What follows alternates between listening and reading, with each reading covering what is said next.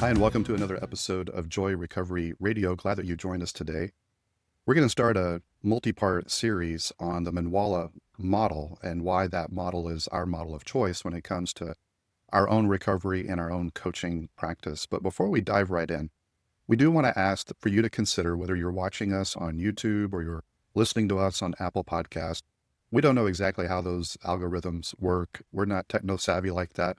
But Jacqueline and I both know that when it comes to people either liking or subscribing or following, whatever the terminology is, that helps with the algorithm and that it helps other people find this content so that we can help more people like you out there. So anything you could do, either leaving a review or liking or subscribing or following, that's just going to help us get the word out and help more people. So we appreciate that. So we're going to begin a series today on the Minwalla model. And if that is a new model for you and you're not familiar with it, we're going to go over it, but you can read more about it at Dr. Minwalla's website, minwallamodel.com. But we're going to talk extensively about his model and why we find it to be so helpful.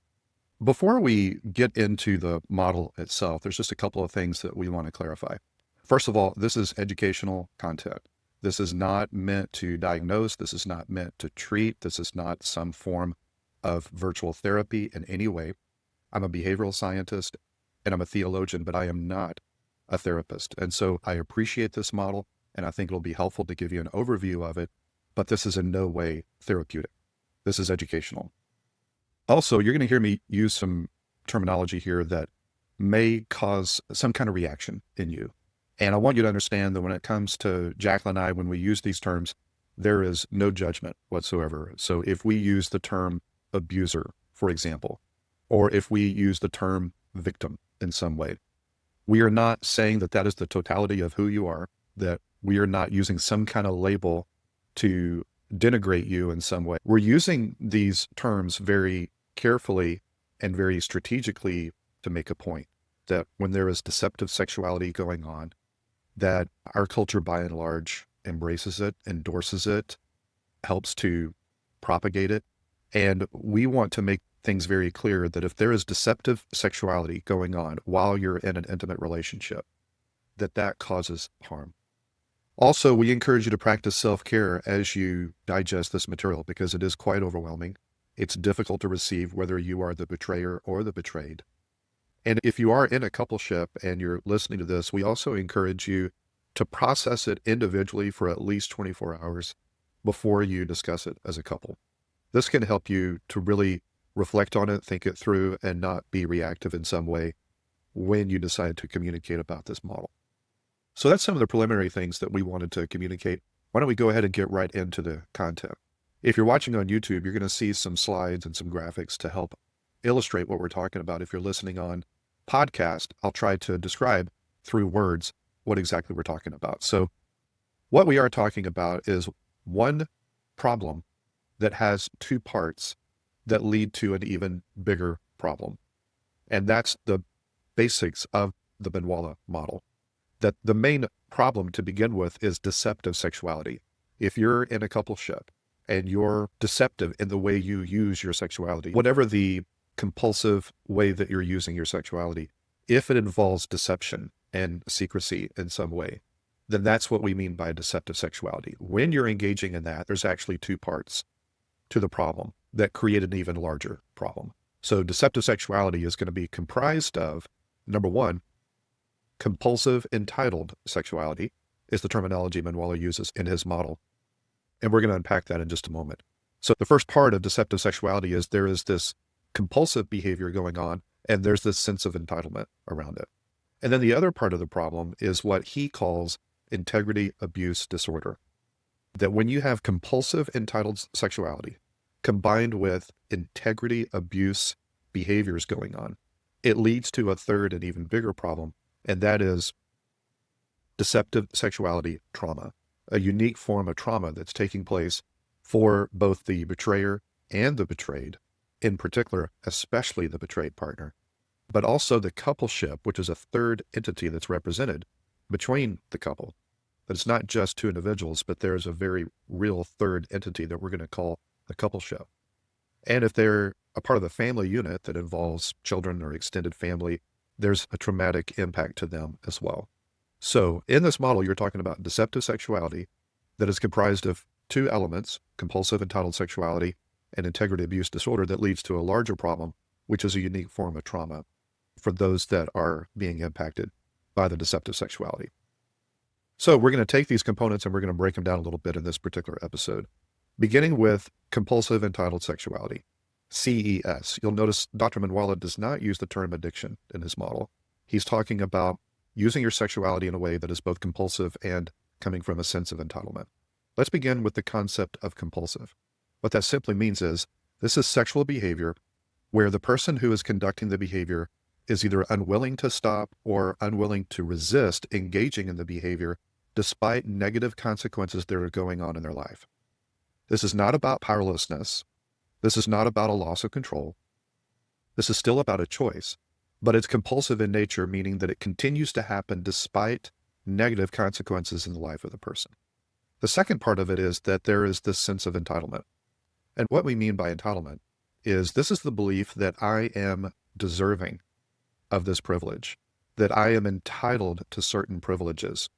The belief that my own personal experience and my own pleasure and my own fulfillment and my own gratification, all of these take priority over the human rights of others around me. So because I have this sense of entitlement, I'm not really motivated in stopping the problem behavior. I'm not truly invested in stopping the behavior, and I'm not actively trying to stop the problem behavior. This is not a, quote, lack of control issue here. This is more of a, I don't really want to control the behavior. I want to do this. I deserve to do this. I can do this. So I'm going to do this. Where does this entitlement come from exactly? Well, there's three sources that the Minwalla model talks about. The first is a very broad category of just socialized entitlement. And what he means by that is this is entitlement that is related to power, to privilege. It can be related to race. It's some sense of power or privilege that is socialized. It's the psychological messaging that happens over time to an individual from their family, from their friends, from their communities, from culture, from media, from society. So it is a socialized concept that I am entitled to this particular behavior. There's a second form of entitlement that we could touch on, and that is what we're going to call victim entitlement. This is where you begin to see yourself as a victim. And this may be real or this may be perceived. But when you begin to see yourself as a victim, it can breed resentment and anger and wrath and bitterness and rage.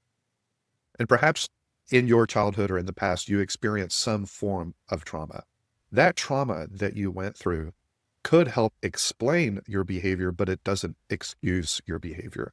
Perhaps that trauma that you experienced in your childhood contributes to your behavior today, but in no way is it causative of your behavior today.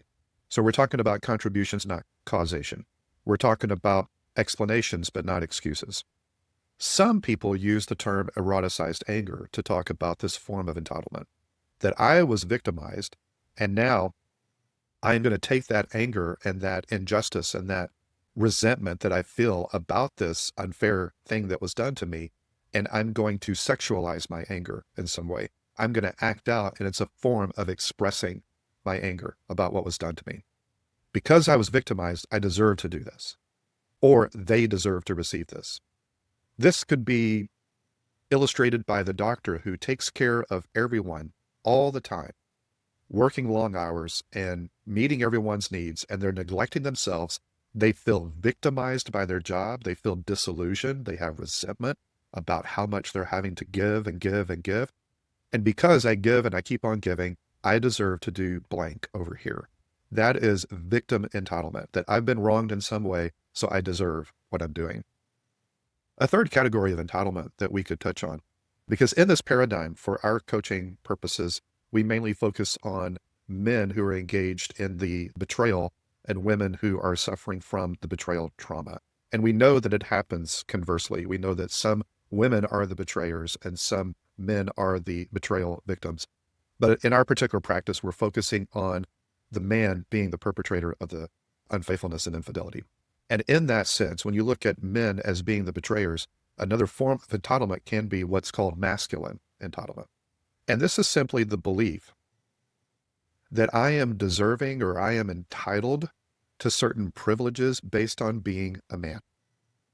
And based upon the constructs of power and privilege related to masculinity, this is the belief that men are owed sex simply because they're men. This is the view that men have these strong, quote, uncontrollable sexual needs that must be fulfilled and that women need to serve that purpose. Now, this sounds extreme, and none of us probably talk this way. But what we're probably not aware of is the fact that even though we didn't take a course in school on this entitlement, we have been learning this, we have been receiving these messages, we have been socialized to think this way our entire life. One way that we can really understand this a little bit better is with a concept that's called the man box. And this is a construct that simply talks about the collective socialization of men. That in our culture, through multiple mediums, whether it be family, friends, society, media, music, movies, and so on, men are socialized to think a certain way about their maleness. And this is called the man box. This is when we take a boy and we put him inside this box and we tell him these are the parameters and the confines of how you need to think and how you need to live and how you need to operate. And so the man box consists of the type of thinking, the psychological messages over time that this boy receives growing up that are along these lines. A real man does not cry. He doesn't cry openly. He doesn't cry where anyone can see him. And really, he shouldn't be expressing any emotion, that these are feminine traits. The only acceptable male emotion is anger. And we idolize that. When it comes to violence, we, in movies and in sports, we validate that men should be full of anger, and that is a totally acceptable thing. That men are not allowed, especially to express any kind of weakness, and the last thing that a man should ever admit to is some form of fear. That if you admit fear, you need to turn in your man card. You're not a real man. That a real man demonstrates power and control, especially over women, because they are the inferior gender. That a real man knows this fact, that aggression equals dominance. A real man does not make mistakes, and he does not take ownership if there is a mistake. He blames someone else or something else.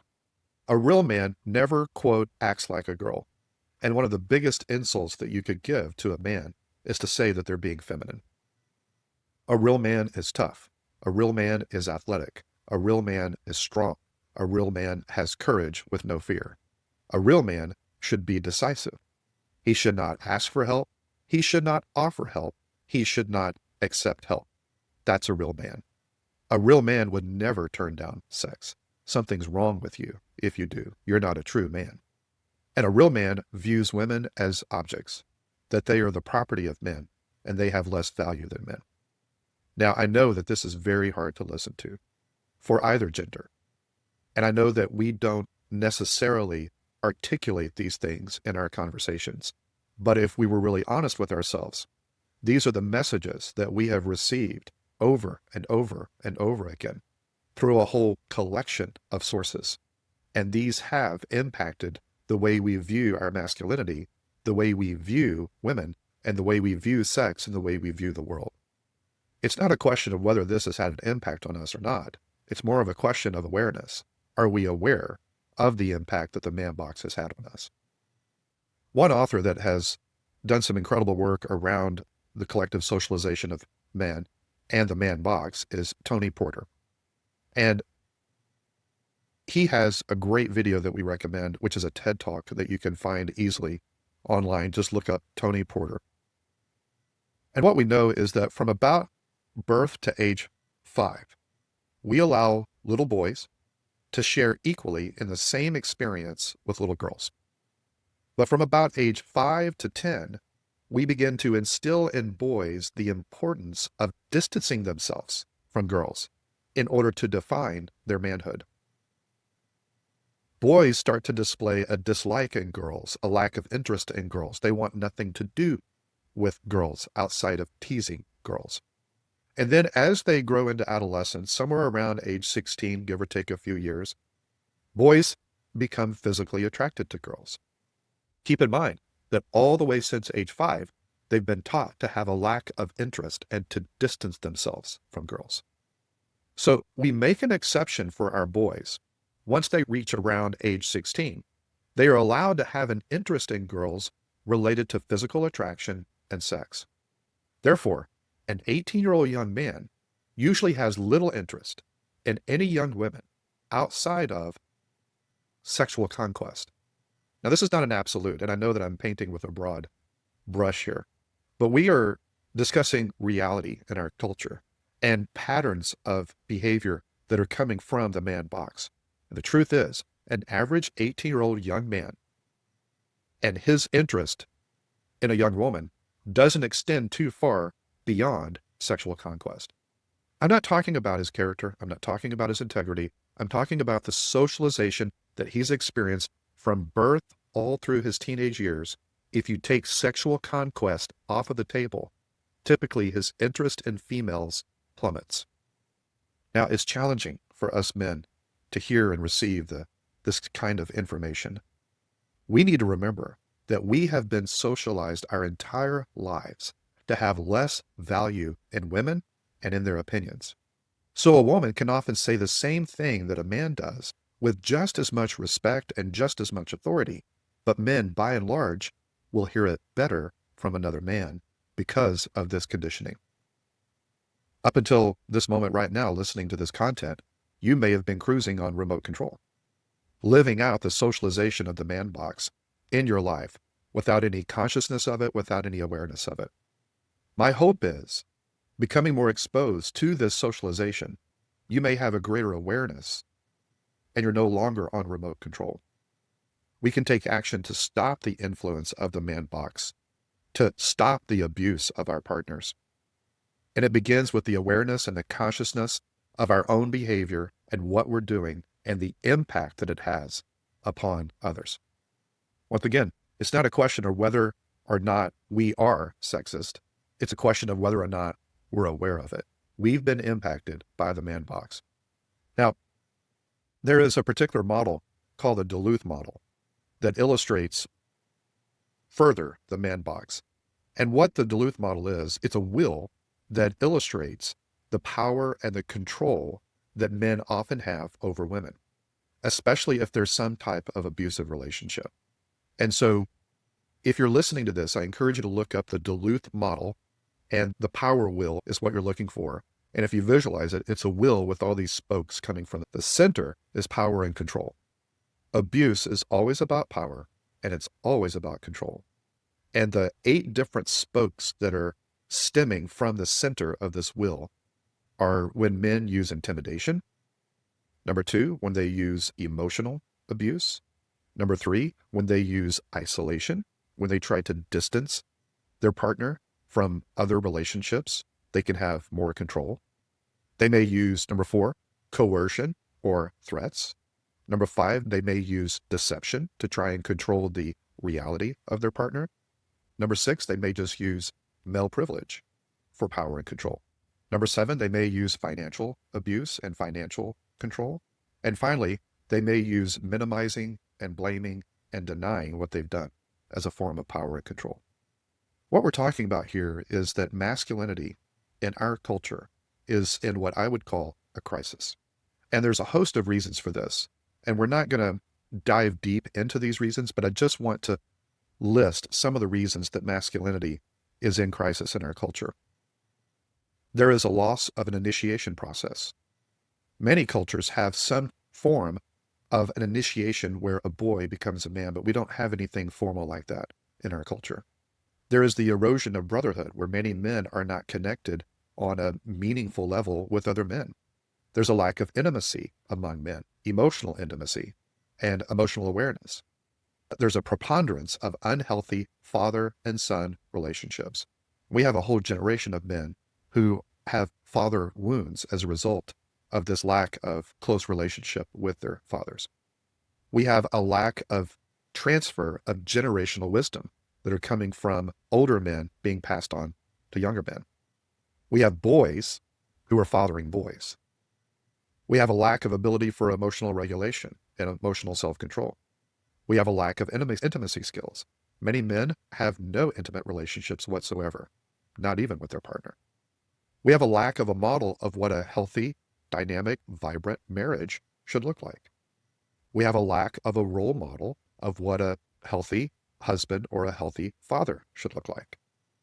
We have a lack of reflection and introspection on our own personal privilege as men, our power, and the ways that we have abused that power. We have a lack of self-contact and self-attunement, and a lack of intimacy with ourself and self-awareness. We have a lack of communication skills where we can't effectively communicate our emotions to another human being. We have a lack of willingness to be vulnerable. We're afraid of intimacy. We're afraid of vulnerability, but we won't admit that we're afraid of it. Many men are not honest. We have a lack of empathy. We have a lack of knowing how to really love and care for a woman in a way that is sacrificial and selfless with unconditional love. We have a lack of knowing how to be a servant leader rather than to be someone who just has power and control. It seems in our culture that mature, healthy masculinity is facing a crisis that could actually lead to extinction.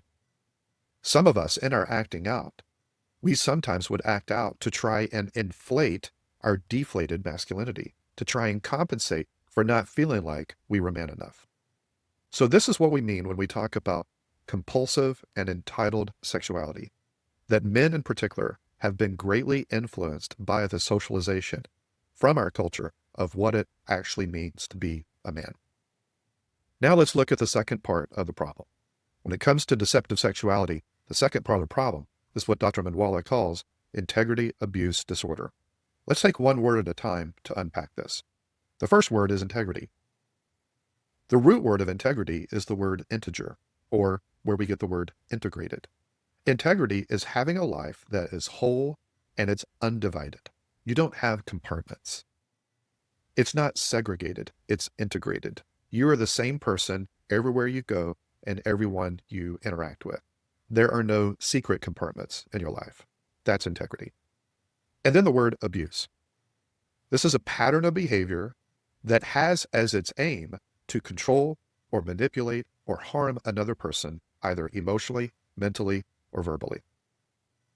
If you are having a hard time, like I did, admitting that the behaviors that I engaged in with my deceptive sexuality was a form of abuse, because I always had this image that an abuser is someone who is in a wife-beater shirt, probably drunk, probably unkept, middle-aged, overweight, who beats his wife. And that's not me. I'm not that guy. You can't label me as an abuser. But if we take the word abuse and just replace it with the word harm, have we harmed our partners? Have we engaged in a pattern of behavior with our deceptive sexuality where we caused harm because we were controlling reality, because we were manipulating and gaslighting? We harmed our partners emotionally, we harmed them mentally, we harmed them verbally. Now, in order for it to be abuse, there are 4 key characteristics for us to consider. First is a power imbalance. Abusers often exploit power dynamics in order to maintain control over their victims. And if you're watching this on video, what you're seeing now is a very large circle right next to a very small circle. If you're listening to this, I'll illustrate it verbally. The large circle, which is probably about 10 times larger than the small circle next to it, represents the betrayer, the abuser. And the small circle represents the victim, the betrayed partner.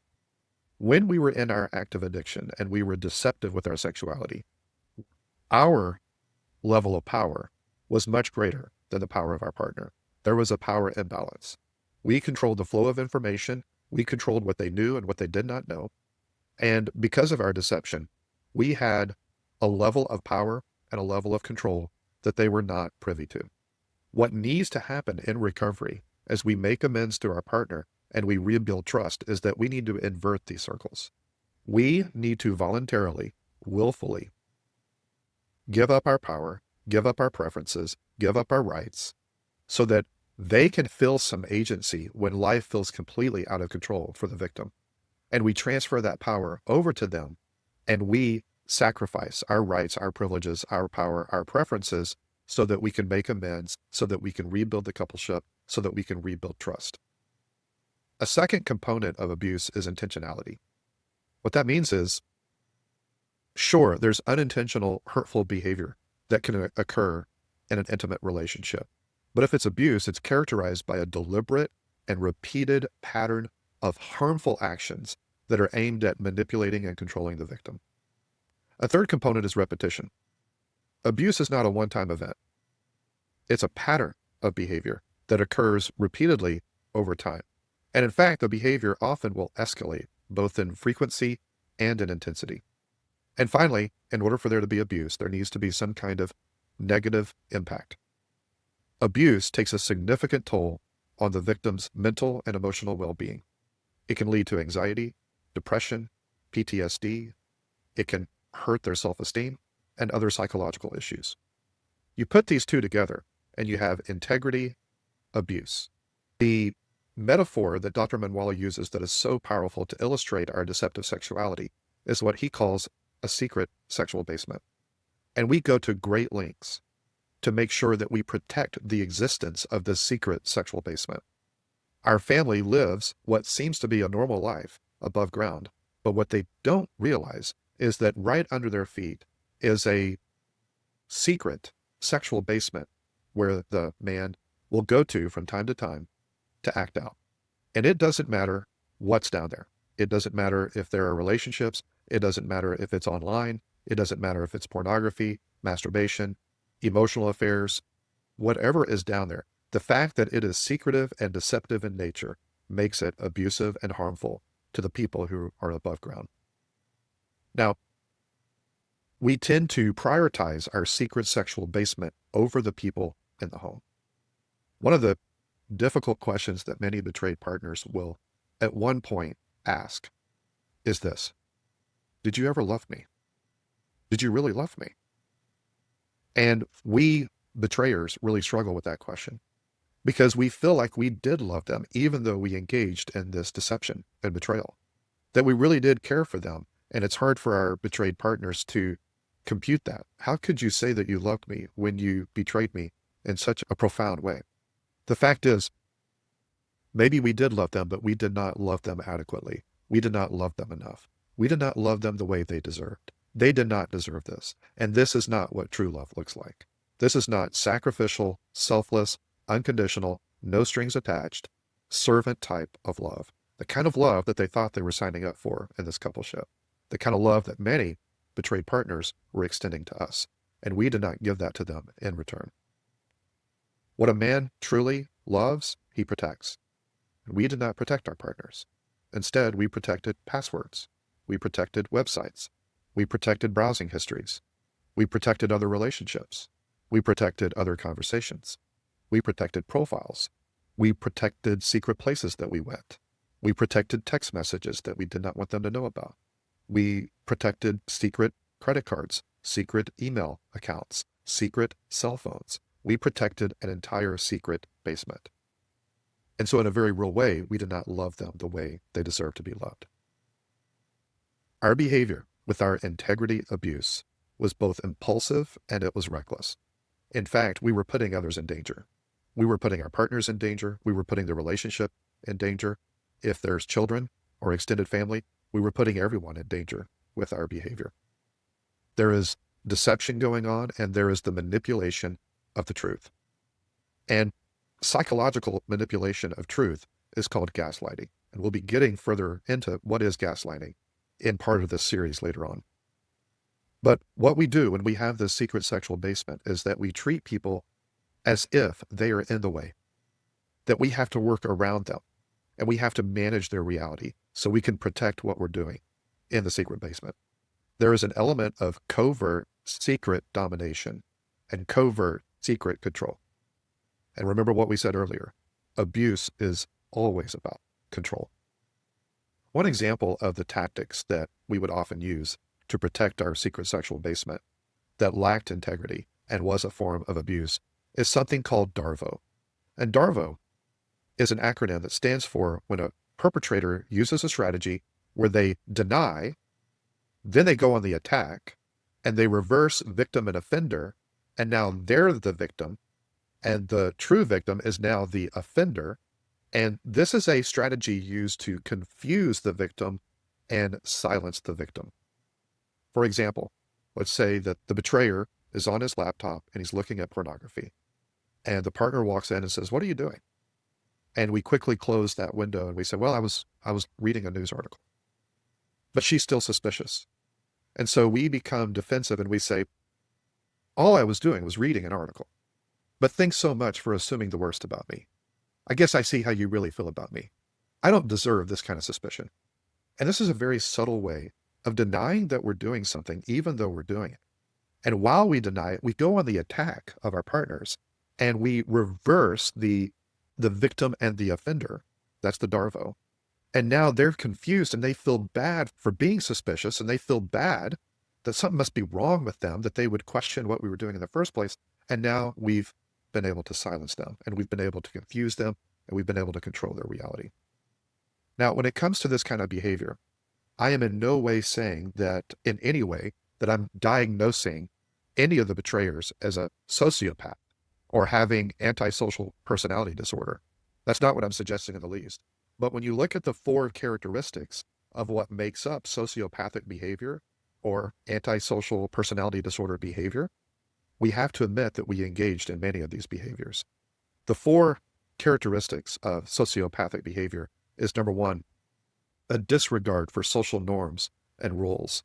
People with antisocial personality disorder will often frequently break laws, they will lie, they will cheat, and they will manipulate others for their own personal gain. Many of us engaged in that. Second characteristic is a lack of empathy. A sociopathic person, or a person with antisocial personality disorder, will struggle to understand or care about the feelings of others. They often appear to be callous or indifferent to the suffering around them or the suffering that they've caused. A third characteristic of antisocial personality disorder is both impulsivity and risk-taking.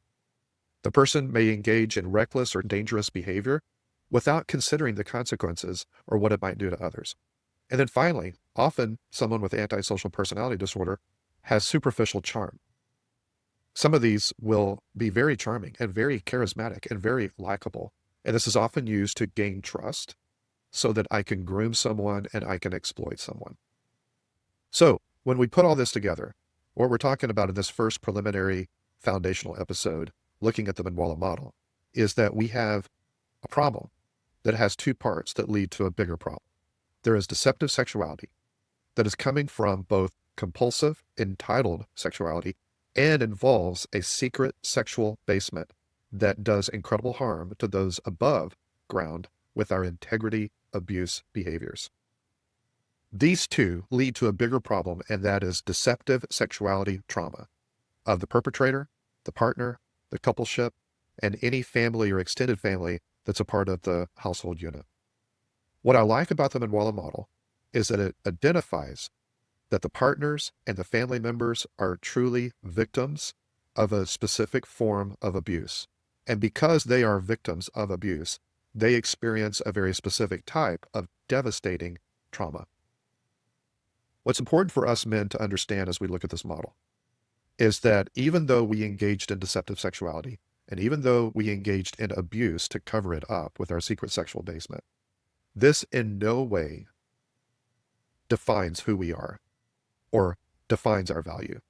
We are not defined by what we did, and we do not find our value in our behavior. And we need to remember that.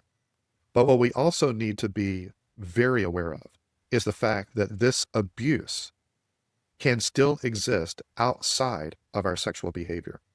Meaning, many of you are in recovery, and because of your recovery work, you are sexually sober. You are not engaging in deceptive sexual behavior anymore. But it's not enough to be sexually sober. If there is still integrity abuse behavior going on, learned behavior that we learned over many years from the collective socialization of men, from our efforts to gain and maintain power and control over others, and behaviors that we learned over years of protecting our secret sexual basement. These abusive behaviors can still be going on in the coupleship. And often, many of the couples that end up not making it, it's not because of the acting out behaviors anymore. It's because of the abusive behaviors that won't stop. This episode is mainly focused on a foundational understanding of the beginning of the model. When we come back next time in part 2, we're going to look at what is the specific trauma that betrayed victims and family members experience as a result of the secret sexual basement. Thanks for joining us, and we'll see you next time.